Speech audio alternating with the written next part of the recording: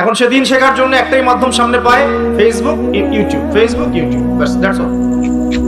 আর Facebook YouTube মানেই কি, ঢুকবে দেখবে অমুক যা বললো তমুকের বিরুদ্ধে, আর তমুক যা বললো অমুকের বিরুদ্ধে, এগুলোই দেখবে। এখানে শেখার তো তেমন কিছু নাই, আপনি তো এখানে সমালোচনা শিখবেন খালি।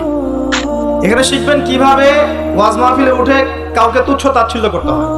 আপনি শিখছেন এখানে কিভাবে একজন আরেকজনকে গালি দিচ্ছে, কিভাবে একদল আরেক দলকে গালি দিচ্ছে, কিভাবে এ তার বিরুদ্ধে বলছে, ও তার বিরুদ্ধে, এগুলো তো শিখছেন আপনি। তাহলে সঠিক শিক্ষা পাবেন কোথায়? এখানে ঈমান রিচার্জ করবেন, সঠিক শিক্ষাটা পাবেন কোথায়? আপনাকে তো আলেম ওলামার কাছে সোহবতে যেতে হবে তো, এবং সিলেবাস ভিত্তিক পড়াশোনা করতে হবে তো। তাহলে শুধু এই ইন্টারনেটে ঢুকলে আপনি বিভ্রান্ত হয়ে যাবেন। ইন্টারনেট একটা ফিতনার জায়গা। এখন এটাকে মাধ্যম বানাতে পারেন আপনি, আপনি সহযোগী মাধ্যম বানাতে পারেন, কিন্তু একমাত্র মাধ্যম বানালেই সমস্যা আছে, আপনি শেষ, তখন সমস্যা হয়ে যাবে আপনার। এই কথাগুলো আমাদের বাস্তব জীবনের উপলব্ধি থেকে বলছি, ইনশাআল্লাহ আপনার জীবনে ফায়দা দিবে ইনশাআল্লাহ।